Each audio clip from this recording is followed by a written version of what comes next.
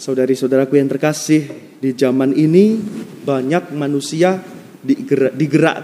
hidup digerakkan hanya oleh rasa ingin tahu, kepo.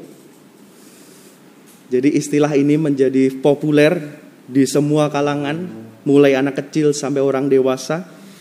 Kepo, rasa ingin tahu, ingin mengerti informasi sebanyak-banyaknya. Ada sesuatu, oh itu apa, oh itu apa, oh itu apa.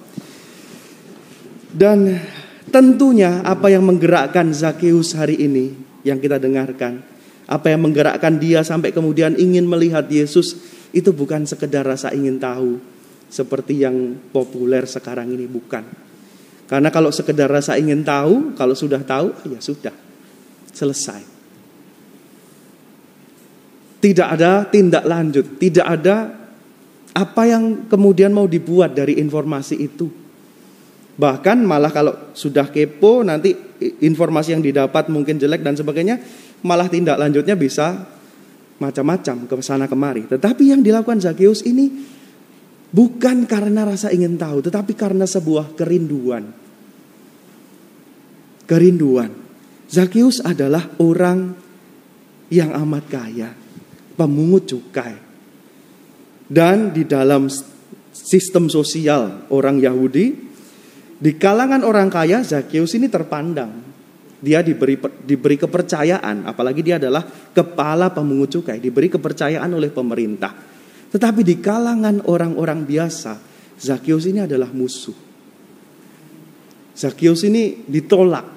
Zakeus ini dianggap pengkhianat. Karena dialah yang mengambil pajak untuk kemudian diserahkan kepada pemerintah yang saat itu adalah penguasa yang menindas bangsa Yahudi. Maka Zakeus ini punya kerinduan untuk mengubah hidupnya. Kok hidupku seperti ini, bagaimana? Bagaimana aku bisa berubah? Dia punya kerinduan untuk berjumpa dengan orang yang bisa mengubahnya, dengan orang yang punya daya untuk mengubahnya.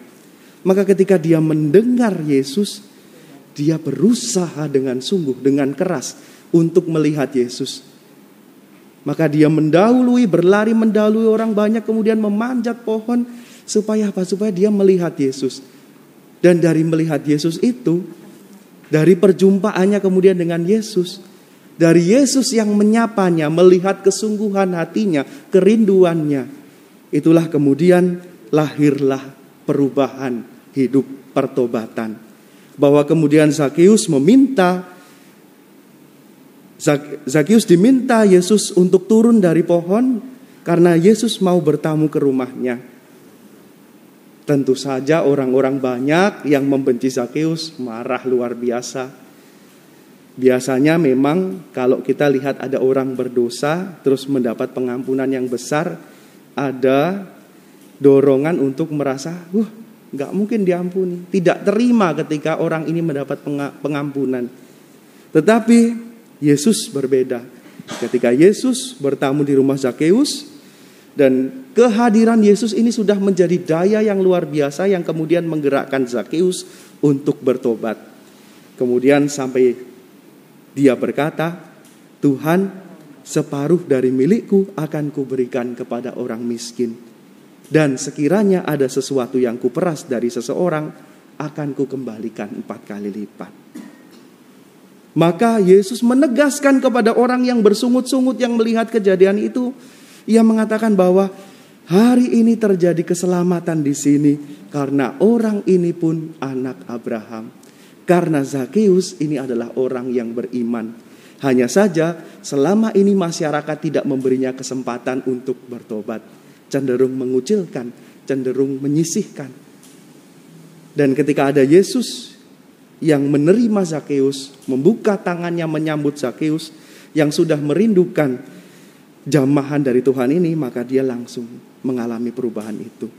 Saudari-saudaraku yang terkasih, dari sini kita belajar bahwa ketika kita berjumpa dengan Tuhan, ketika kita bertatap muka bertemu dengan Tuhan, tidak ada lagi kepalsuan dalam diri kita. Tidak ada lagi kepura-puraan dalam diri kita. Kita ini sudah telanjang di hadapan Tuhan. Sudah Tuhan, Kau melihat segala sesuatu dalam diriku, Engkau tahu segala sesuatu dalam diriku. Ya ini aku. Seperti yang tadi dialami oleh Eliezer, dia ditawari untuk menipu, untuk ya kita akali saja raja ini, nanti kamu akan selamat. Tidak. Ketika kita mencintai Tuhan, tidak ada kepura-puraan, tidak ada kepalsuan dalam diri kita. Ya kita di hadapan Tuhan, ya sudah, Tuhan ini saya. Dalam segala kelemahan, dalam segala dosa, dalam segala niat baik yang saya miliki, ini saya Tuhan. Dan disitulah kemudian kita akan mendengarkan bagaimana Tuhan menerima diri kita, Tuhan menyambut kita, dan menyatakan bahwa kita diselamatkan karena kita punya iman, kita adalah anak Abraham. Saudara-saudaraku yang terkasih, marilah kita renungkan sabda Tuhan hari ini. Kita mohon agar perjumpaan kita dengan Tuhan hari ini membuka hati kita, menyingkapkan segala kepalsuan dan kepura-puraan kita, sehingga kita mau hidup secara tulus di hadapan Tuhan dengan penuh kerendahan hati dan juga cinta yang tulus kepada Tuhan dan sesama.